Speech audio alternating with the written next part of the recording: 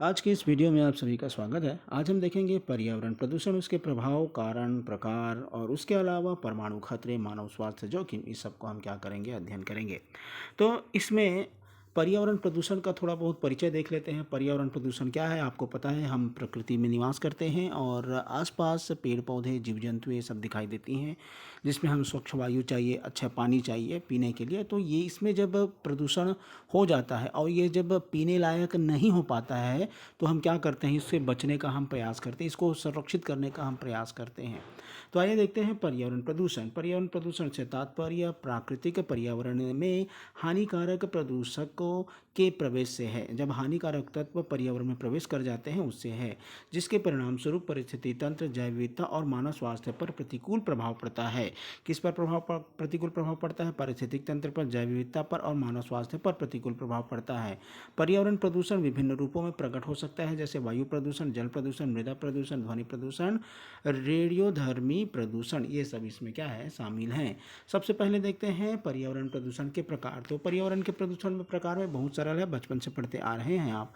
तो पहला प्रदूषण है वायु प्रदूषण। यह तब होता है जब हानिकारक पदार्थ जैसे particulate matter, nitrogen oxide, sulphur dioxide, carbon monoxide, वाष्पशील कार्बन यौगिक, ओजोन, अक्सर औद्योगिक प्रक्रियाओं, वाहन से निकलने वाले उत्सर्जन और जीवाश्म ईंधनों के जलने से वायुमंडल में छोड़े जाते हैं। ये वायु प्रदूषण किस कारण से होता है? तो वायु प्रदूषण जो भिन्न भिन्न प्रकार के, जैसे कि सल्फर डाइऑक्साइड, कार्बन मोनोऑक्साइड, जो कार्बन मोनोऑक्साइड किससे निकलता है? गैस से, आपका जो फोम बनाने की मशीन है या जो एसी लगता है, एसी से निकलता है कार्बन मोनोऑक्साइड। और आपका नाइट्रोजन ऑक्साइड है, ये सब जो है क्या करता है, ओजोन को हानिकारक करता है और ये पूरा का पूरा वायु प्रदूषण को क्या करता है, नुकसान करता है, जिसके कारण से भिन्न भिन्न प्रकार की क्या होती है, बीमारी होती है। वहीं दूसरा प्रकार में देखते हैं जल प्रदूषण। जल प्रदूषण समझ गए होंगे, जब अपशिष्ट, औद्योगिक अपशिष्ट, कृषि अपवाह, सीवेज, रासायनिक प्रदूषक नदियों, झीलों, महासागर में जब भूजल स्रोतों में छोड़े जाते हैं और जिससे क्या हो जाता है, जल प्रदूषित होता है, वो पीने लायक नहीं रहता है, तो उसको क्या कहा जाता है, जल प्रदूषण कहा जाता है। आगे आता है मृदा प्रदूषण। जब भारी धातु, कीटनाशक, औद्योगिक रसायन, ठोस अपशिष्ट जैसे प्रौद्योगिकों के संचय के कारण भूमि क्या हो जाता है, प्रदूषित हो जाता है, जिससे मिट्टी की उर्वरता में गिरावट हो जाता है, जैव विविधता का नुकसान और खाद्य फसलों का प्रदूषण यहाँ पर होता है, खाद्य फसलों को प्रभाव पड़ता है। आगे आता है ध्वनि प्रदूषण। परिवहन, औद्योगिकी गतिविधि, निर्माण, शहरीकरण जैसे स्रोतों के कारण, ये सब के कारण क्या होता है, अत्यधिक शोर की स्थिति पैदा होती है और वातावरण में बहुत ज़्यादा ऐसी परिस्थिति बन जाती है कि हमारे कानों को, हमारे श्रवण यंत्रों को वो नुकसान करता है, वन्य जीवों को भी नुकसान पहुंचाता है और मानव स्वास्थ्य पर भी क्या करता है, भिन्न भिन्न प्रकार के प्रतिकूल प्रभाव डालता है, जिससे तनाव होता है, सुनने की क्षमता में कमी आती है, अन्य शारीरिक भिन्न भिन्न प्रकार के शारीरिक विकार होते हैं। आगे आता है रेडियोधर्मी प्रदूषण। रेडियोधर्मी प्रदूषण क्या है? ये जो है परमाणु दुर्घटनाएं हैं, रेडियोधर्मी कचरे का अनुचित निपटारा और परमाणु परीक्षण के दौरान, मतलब जब परमाणु परीक्षण होता है, परमाणु परीक्षण के साथ साथ अन्य, जब परमाणु दुर्घटना जब होता है तो उससे जो प्रदूषण होता है पर्यावरण को, उसको क्या कहा जाता है, रेडियोधर्मी प्रदूषण कहा जाता है। और इसके जो निकलने वाला जो पदार्थ है, ये पर्यावरण पर बहुत ज़्यादा नुकसान पैदा करते हैं। तो पर्यावरण के प्रकार आपको पता चल गया, वायु प्रदूषण, जल प्रदूषण, मृदा प्रदूषण और ध्वनि प्रदूषण, रेडियोधर्मी प्रदूषण। आगे आता है, पहला है वायु प्रदूषण। अब यहाँ पर केवल कारण पर हम क्या चर्चा करेंगे, कारण। तो पर्यावरण प्रदूषण के क्या कारण हैं? पर्यावरण प्रदूषण के कारण तो सबसे पहले देखेंगे वायु प्रदूषण। वायु प्रदूषण, जब जीवाश्म ईंधन का दहन होता है तो उससे क्या होता है, वायु प्रदूषण होता है। भिन्न भिन्न प्रकार के तेल, प्राकृतिक गैस वायु प्रदूषण के प्रमुख योगदान करता है, जो कार्बन डाइऑक्साइड, सल्फर डाइऑक्साइड और नाइट्रोजन ऑक्साइड जैसे प्रदूषक तत्वों को क्या करते हैं, उत्सर्जित करते हैं। उसके बाद फिर औद्योगिक उत्सर्जन, विनिर्माण, खनन का काम होता है, कहीं खनिज संपदा का खनन हो रहा है, विनिर्माण हो रहा है, निर्माण कार्य हो रहा है, औद्योगिक प्रक्रिया हो रहा है, वायुमंडल में कई प्रकार के प्रदूषित तत्व क्या हो जाते हैं, उत्सर्जित होते हैं, जिससे VOCs और जहरीले रसायन क्या होते हैं, उत्सर्जित होते हैं, जिससे वायु क्या होता है, प्रदूषित होता है। आगे आता है वाहन उत्सर्जन। वाहन तो जानते हैं, मोटरसाइकिल हर कोई चलाते हैं, वाहन चलता है, आपका टेम्पो चलता है, ऑटो चलता है, जीप चलता है, जो बड़ी बड़ी गाड़ियाँ चलती है, तो उससे भी क्या होता है, ऑटोमोबाइल, ट्रक, अन्य वाहन, carbon monoxide, nitrogen oxide, hydrocarbon, कण पदार्थ जैसे प्रदूषक प्रदूषक तत्वों को क्या करते हैं, उत्सर्जित करते हैं, जो शहरी वायु प्रदूषण को क्या करते हैं, योगदान देते हैं। कुल मिलाकर के ये क्या कर रहा है, पर्यावरण को प्रदूषित कर रहा है, मतलब वायु को प्रदूषित कर रहा है। नंबर 1 जीवाश्म ईंधन के दहन से, जीवाश्म ईंधन। दूसरा औद्योगिक उत्सर्जन। तीसरा है वाहन उत्सर्जन। वाहन उत्सर्जन मतलब वही जो आपका ट्रांसपोर्ट का जितना भी है, जो ट्रांसपोर्ट का काम करते हैं, चाहे वो रेलवे हो गया, चाहे वो एयरप्लेन हो गया, ये सब क्या करते हैं, प्रदूषण करते हैं। आगे आता है जल प्रदूषण के कारण। जल प्रदूषण के कारण क्या है, तो औद्योगिक उत्सर्जन ये भी है। जो भिन्न भिन्न प्रकार के बड़े बड़े उद्योग होते हैं, उन उद्योगों से क्या होता है, चिमनियाँ होती हैं, वहाँ से क्या होता है, सीवेज होता है। और वो सीवेज कहाँ जाता है, नदियों में जा कर के मिल जाता है, जिससे क्या होता है, जल प्रदूषण होता है।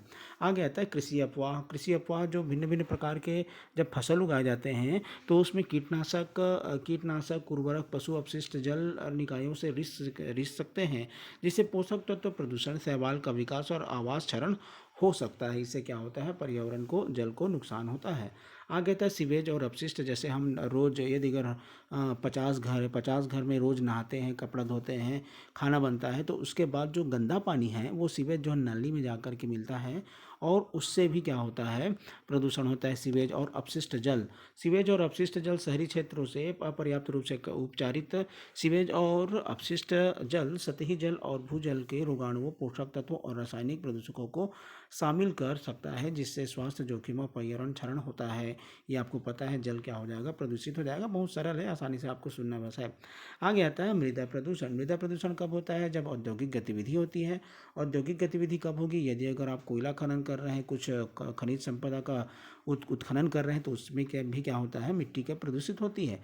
औद्योगिक सुविधाएं और भारी धातुओं, कार्बनिक रसायनों और खतरनाक अपशिष्ट जैसे प्रदूषण को छोड़ती है, जो मिट्टी को प्रदूषित करती है और मानव स्वास्थ्य और पारिस्थितिक तंत्र के लिए जोखिम पैदा करती है। तो उसको क्या कहा जाएगा, जिससे क्या होता है, मृदा जो है प्रदूषित होती है। आगे तक कृषि पद्धति। कृषि पद्धति में हम क्या करते हैं, फसल उत्पादन को बढ़ाने के लिए भिन्न भिन्न प्रकार के कीटनाशक और कीटों को मारने के लिए हम क्या करते हैं, रसायन का प्रयोग करते हैं, जिसके कारण से मिट्टी पर प्रभाव पड़ता है, मिट्टी के कटाव पर प्रभाव पड़ता है, मिट्टी के क्षरण पर प्रभाव पड़ता है।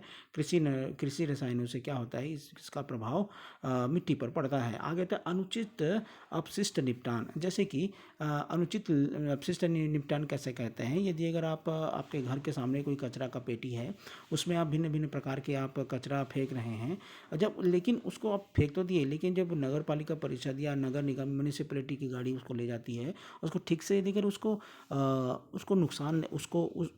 ख़त्म नहीं करती है, तो वो भी क्या करता है, मृदा को प्रदूषित करता है, मिट्टी को प्रदूषित करता है।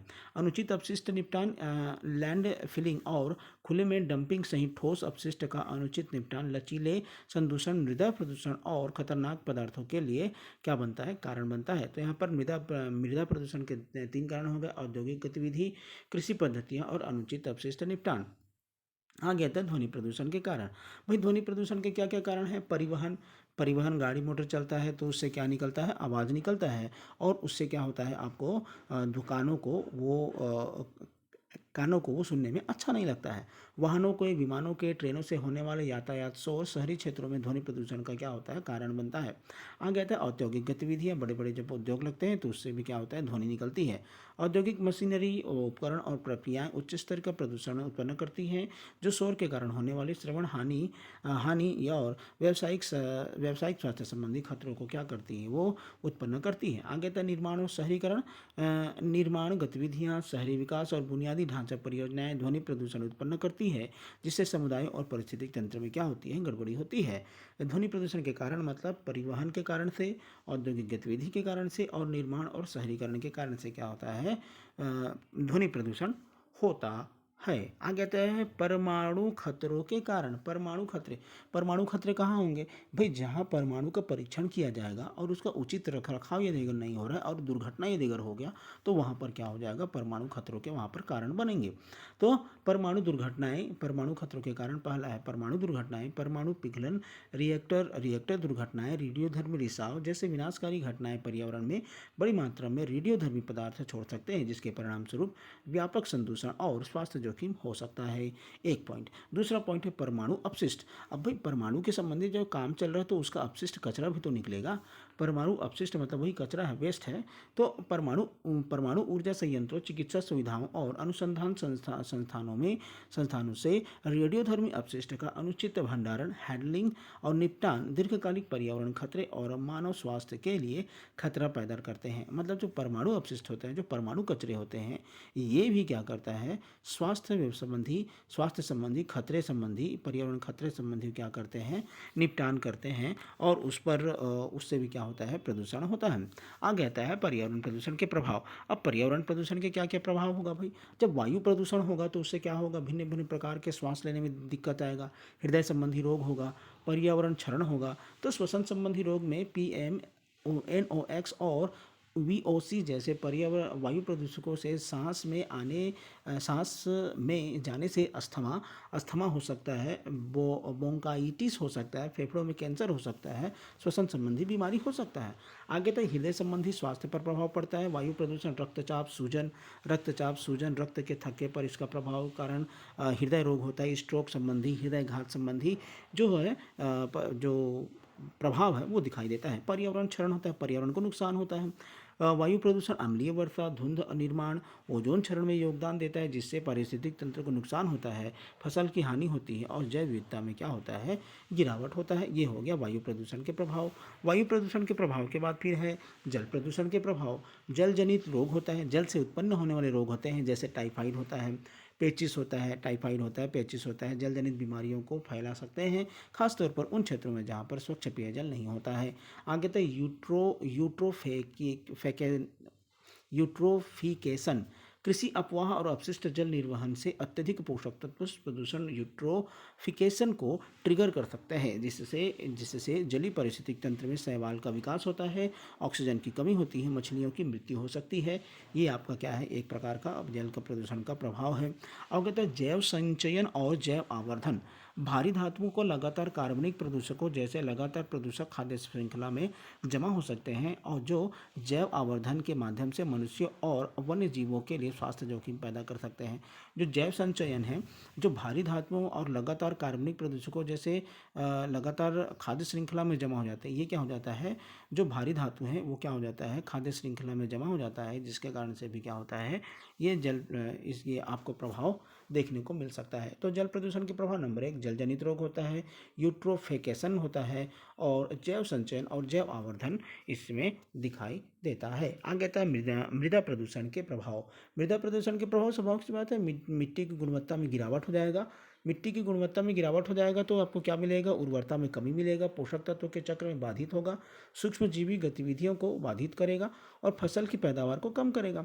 दूषित खाद्य आपूर्ति, जो खाद्य रहेगा वो अच्छा नहीं रहेगा, वो दूषित रहेगा।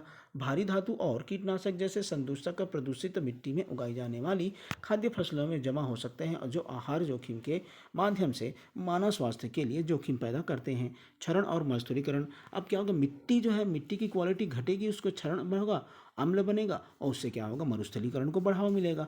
क्षरण मरुस्थलीकरण, उसका क्षरण होगा।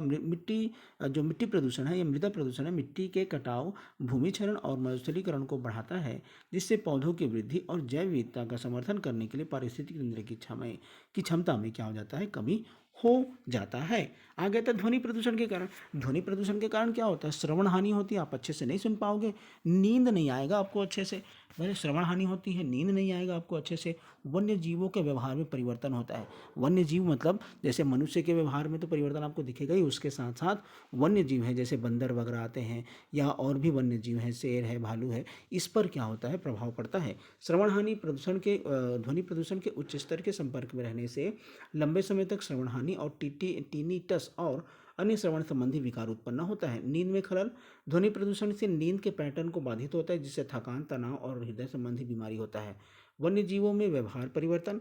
मानव जनित शोर के संपर्क में आने से आने वाली वन्य जीव प्रजातियां परिवर्तित व्यवहार, संचार व्यवधान और आवास परिहार प्रदर्शित करती है, जिससे प्रजनन सफलता और जनसंख्या गतिशीलता क्या होती है, प्रभावित होती है। आगे है परमाणु खतरों के प्रभाव। अब परमाणु जब होगा, परमाणु खतरा जब होगा तो उसका क्या क्या प्रभाव होगा। विकिरण से बीमारी होता है। आयनकारी विकिरण के उच्च स्तर के तीव्र संपर्क में विकिरण बीमारी हो सकती है, जिसमें मतली, उल्टी, बालों का झड़ना और अस्थि मज्जा और जठरांत्र संबंधी मार्ग और अंगों को नुकसान हो सकता है। ये परमाणु खतरों के प्रभाव। दूसरा है कैंसर का खतरा होता है। आयनकारी विकिरण के कम खुराक के दीर्घकालीन संपर्क में आने से क्या होता है, इससे कैंसर का खतरा दिखाई देता है, कैंसर हो सकता है। आगे आता है परमाणु खतरे और मानव स्वास्थ्य पर जोखिम। अब परमाणु खतरे की बात हम करते हैं यहाँ पर, और मानव स्वास्थ्य जोखिम इस पर कैसे इससे प्रभावित होता है इसको देखेंगे। परमाणु खतरे मानव स्वास्थ्य और पर्यावरण दोनों के लिए महत्वपूर्ण जोखिम पैदा करते हैं। चाहे परमाणु दुर्घटना हो, रेडियोधर्मी कचरे हो, अनुचित निपटान हो या परमाणु परीक्षण हो, इसके परिणाम गंभीर और लंबे समय तक चलने वाले हो सकते हैं। तो परमाणु दुर्घटनाएं देखते हैं, कहाँ कहाँ परमाणु दुर्घटना हुआ है। सबसे उल्लेखनीय परमाणु दुर्घटना में से एक है 1986 में यूक्रेन के चेरनोबिल परमाणु ऊर्जा संयंत्र में हुई थी। सुरक्षा परीक्षण के दौरान कई त्रुटियों के कारण एक बड़ा विस्फोट हुआ। क्या हुआ, कुछ काम कर रहे थे तो बड़ा विस्फोट हो गया, जिससे रेडियोधर्मी पदार्थ वायुमंडल में फैल गए, जिसके तत्काल परिणाम विनाशकारी थे, जिससे दर्जनों कर्मचारी विकिरण की घातक खुराक के संपर्क में आ गए और संयंत्र के आसपास एक बड़ा क्षेत्र को फिर फटाफट क्या किया गया, खाली किया गया। आगे थे चेरनोबिल आपदा के दीर्घकालिक प्रभाव आज भी महसूस किए जाते हैं। मतलब देखिए कब जमा 1986 की घटना है, आज तक उसका प्रभाव दिखाई दे रहा है। आसपास के क्षेत्र दूषित बना हुआ है, आज भी दूषित बना हुआ है, जिसके प्रभावित क्षेत्रों में रहने वाले लोगों के स्वास्थ्य पर असर दिखाई देता है। दुर्घटना से विकिरण के संपर्क में आने वाले निवासियों में थायराइड कैंसर, जन्मदोष और अन्य स्वास्थ्य संबंधी समस्याओं की दर में वृद्धि देखी गई है। आगे आता है 2011 में जापान के फुकुशिमा दाइची परमाणु ऊर्जा संयंत्र में एक महत्वपूर्ण परमाणु दुर्घटना हुआ, जो एक शक्तिशाली भूकंप और सुनामी के बाद हुई थी। भूकंप सुनामी हुआ था, जिसके बाद क्या हुआ था, परमाणु ऊर्जा संयंत्र में दुर्घटना हुआ था। कई रिएक्टरों में मेल्ट डाउन का अनुभव हुआ, जिससे पर्यावरण में रेडियोधर्मी पदार्थ निकले और दुर्घटना के परिणाम स्वरूप हजारों लोगों को निकाला गया और भूमि और पानी का व्यापक प्रदूषण हुआ। भूमि का भी प्रदूषण हुआ और पानी का भी क्या हुआ, प्रदूषण हुआ, है ना। तो यहाँ पर हमने क्या देखा, परमाणु खतरे स्वास्थ्य संबंधी जोखिम में परमाणु दुर्घटना है। एक 1986 की दुर्घटना जो कि कहाँ की, यूक्रेन की है, और एक है आपको 2011 की दुर्घटना, ये कहाँ की है, जापान के फुकुशिमा की है। आगे थे रेडियोधर्मी अपशिष्ट प्रबंधन। जो रेडियोधर्मी अपशिष्ट है उसका प्रबंधन कैसे करना है।